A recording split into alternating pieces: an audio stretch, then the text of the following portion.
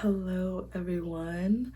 It has been such a long time. It's been a while since I've posted anything or even thought about posting anything. A lot has happened in a span of, it's been a couple months. It has been because I think the last time I posted was in February. But, anyways, I am excited for today's video. I am excited to share with you guys little itsy bitsy pieces of my journey on achieving true self-worth, getting high self-esteem and confidence. Although I know that I'm not fully there as yet. I'm only 20 years old, so I have a lot of time and so much time that I have to take to learn a lot of stuff. But I want to get into the video right away. So I did not write down anything. I'm basically just winging it this video. I didn't plan anything. I'm just going with the Ruach HaKodesh, Holy Spirit in me, and just whatever knowledge and whatever I remember. Okay, so I want to say how I achieved true self-worth, confidence, high self-esteem. Really, what I really want to get into is what they call the art of detachment, or also known as peace. And the peace that I'm specifically talking about is coming from a higher power. And the higher power that I serve, that I know of, that I took my time to build a relationship with, is the Most High Yahuwah. Others may call him God. But yes, it's developing that relationship with him to cultivate that peace.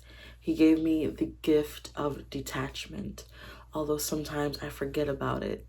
You know, the gift of peace, the fruit of the Spirit. I'm still working on more, like the rest of the fruits of the Spirit. But yes, I really want to get into peace and just cultivating the art of detachment. And I'm going to get into what detachment means to me.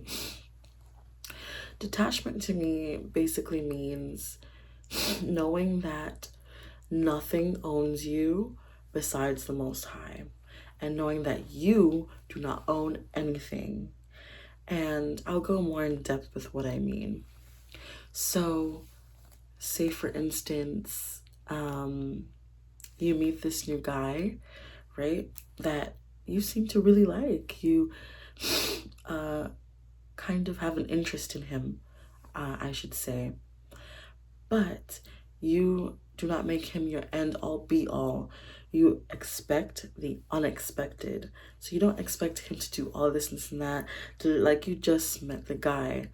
And if you see that you're forming an attachment instead of a detachment, healthy detachment, that's where you could go wrong and mess yourself up. Your self-esteem, your self-worth, everything just goes down. So when you just attach yourself to someone so quickly without seeing their character, character over chemistry, but you know, character, chemistry, what are their values? Do they have a relationship with the Most High? Do they, you know, there's so many things, whatever your value and your core beliefs, whatever that is, do they align with yours? You need to figure out, like before you get like attached, you know, instead of thinking about if that person likes you, like thinking so hard, if that person likes you, am I good enough, all that stuff. Think about if you like that person, if that person is right for you first, before anything. We really gotta get into that, right? But yes, that's what I gave an example of detachment. Yes, that's one way. Another way of cultivating detachment, another example is, say for instance, there's this job that you've been really wanting, fiending for, and it doesn't go your way. You may have went on the interview, didn't get a call back, didn't get an interview, and then you just feel completely defeated, like you're worthless, like nothing's gonna work out. This job is the end all be all. Oh my goodness. I say to definitely give it to the Most High, all your worries and anxieties and so on and so forth. You have to know that whatever comes and goes, that's just how it's meant to be. Rejection is redirection. That's just the Most High. You know that there's something better going to come your way. You know, you're just fully detached to the point, like, you know what, it is what it is. You're so healthily detached that you have such a calm sense, calm aura, that you know everything is going to be okay nonetheless, because you put all of your trust, all of your hope, all of your guidance, all your obedience into the Most High and your relationship.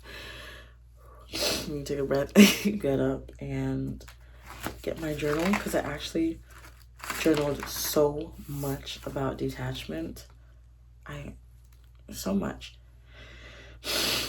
And I wrote down so many things, and these would actually help. So the journal question, it states, what does being a detached woman mean to me?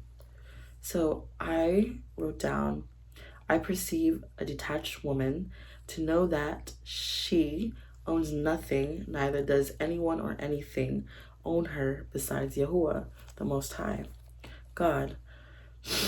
She knows not to expect anything but the unexpected, as I said. She knows that nothing controls her. She needs no approval or validation from others. She's selective and picky when dating because she knows her worth. I didn't add because she knows her worth. I just got that in my mind. I was like, yes, because she knows her worth. That's why she's selective and picky when dating. She knows that no man is the end all be all, so she remains to hold her own when dating. She doesn't chase a thing. She only chases after the Most High, Yahuwah, and his laws and statutes. She prioritizes her peace, which leads to her accepting herself, circumstances, and life as is, and chooses to be grateful nonetheless. She embraces the unknown and is fearless. So yes, I wrote that down about a night or two ago, and I realized that this would definitely help in the video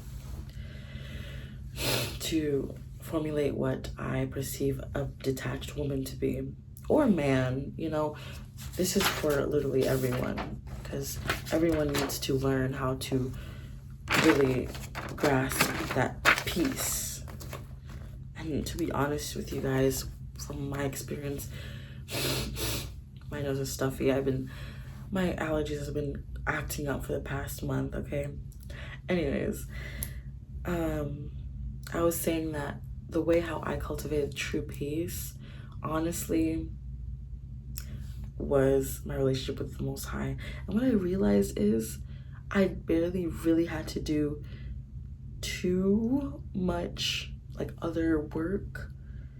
I really just had to focus on the Most High to like easily detach, because anytime my focus is completely on the Most High, my goals, my dreams, his plans, whatever it is, you know, self-care that I do, other things like that, I notice that it just naturally happens when I just prioritize all of that. It just naturally happens as well. And yes, another way to grasp that true sense of self-worth, self-esteem, high self-esteem, confidence, is to figure out your values, your core values, and your passions. What are you so passionate about? It could be the littlest thing. It could be flowers. It could be nature. animals. I can give an example. Animals is my passion. I love animals, taking care of them. My passion is also being creative, just being creative with anything, you know? I love it. Those are my passions. My core values, they go as deep as they can be. I've been doing the inner work to really grasp what are my core values and also what are your boundaries. That's another way you can cultivate uh, the three: so high self-esteem, self-worth, confidence, all of that. And truly, confidence, I forgot to mention confidence. I I try my best not to put confidence in flesh. I try my best to put it in my spirit, like confidence in the spirit that the Most High placed within me, my higher spirit, higher self. And also, I just put my confidence in the Most High. So, yeah, that's what I'm saying. And yes, figuring out your boundaries, your core values, your passions, whatever it may be. It could be the littlest thing. If it means so much to you, whether it comes to your boundaries, your core values, your passions, if it means so much to you, no matter how little it is, write it down. Write it down. Really set your mind on it. Like, this is my boundaries towards myself, whether it may be self-discipline, keeping promises to yourself. That's also another way to build high self-esteem and a good sense of self-worth and confidence. Also, one really good thing I have to mention with cultivating confidence is to master body language, master posture, master, when it comes to physical, master knowing what you want your look to be, cultivate your own look, learning how to look people in the eye when speaking, not to be timid and shy, closed off. Learn about different things. When you're seeking validation, you will know it. Your first instinct, you have to question yourself. Like, say for instance, if you're posting something on social media and your first thought is like, like, think about it. Like, is this helpful? Why am I posting this? Am I posting this for the eyes of maybe that boy that I like, or that girl that's jealous? Or am I posting for the eyes of others? Am I going out like this? Am I dressing this way for the eyes of others? Or am I doing it truly for, like, myself? Really think about that. And really, we're supposed to be glorifying the Most High anyways. Really understand, who are you doing whatever you're doing for? Are you doing it to glorify the Most High? Are you doing it to elevate yourself? Why are you doing it? If what you're doing, that unhealthy habit that you're doing, if you know it's not serving you any good and it's bringing you down every single time, really think about it. Really get deep in there on why you keep on doing this. I'm still working on a lot of things myself. I can give you one thing. Scrolling. I have to ask myself, why do I keep on scrolling? Why? I'm like, wait, I'm procrastinating. I have things to do. Why am I procrastinating? Because maybe I have a fear of being successful. Why do I have it's just going deep and deep and deep and deep in there. I am slowly healing. All praises to the Most High. I pray to him. I pray, read scriptures on it to try and really understand and heal. I also recommend fasting if you really want to hear from the Most High. I need to work on that. Yes. So really trying to understand, where does that insecurity stem from? Yes. Okay. So the next thing that I have. Ooh. Yes. Okay. I think this is going to be my last point because I don't want this to be too long. Okay. The last point that I have is adapting routine and self-care practices / healthy habits. So really think about things you can do to detach from a situation, from a person, from anything that is keeping you back. Think about self-care practices that get you back on track. Whether that be resting, sleeping, but don't do it in a way to avoid your problems, journaling, getting into playfulness, hobbies, talking to a loved one, a trusted person, a loved one, therapy.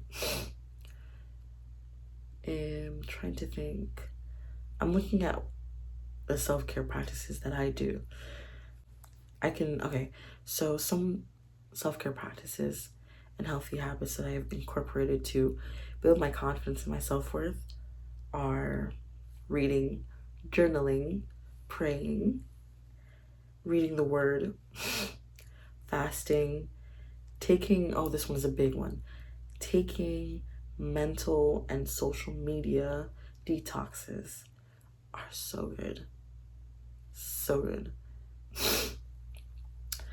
Maintaining my boundaries, core values, passions, and hobbies, as I've said before. Not letting anyone get in the way of my dreams.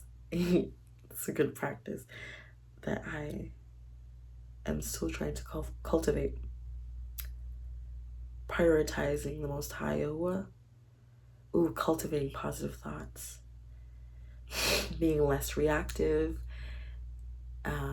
I feel like those are more just like things that I do, not just self-care practices. It's just like a full synopsis of things that I do to really cultivate the confidence that I need.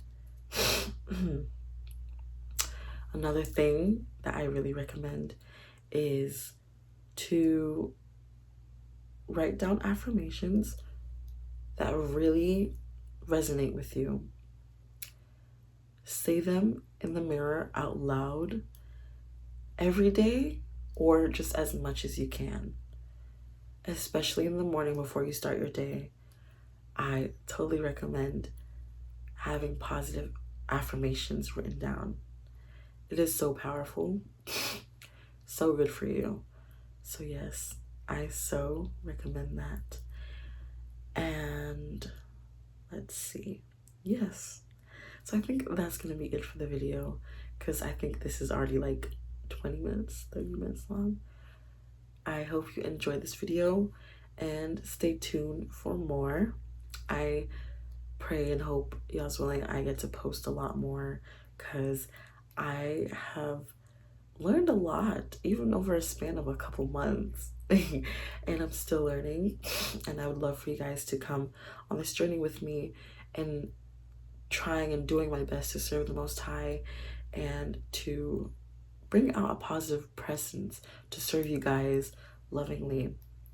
And yes, so I hope you guys have an amazing, blessed day, night.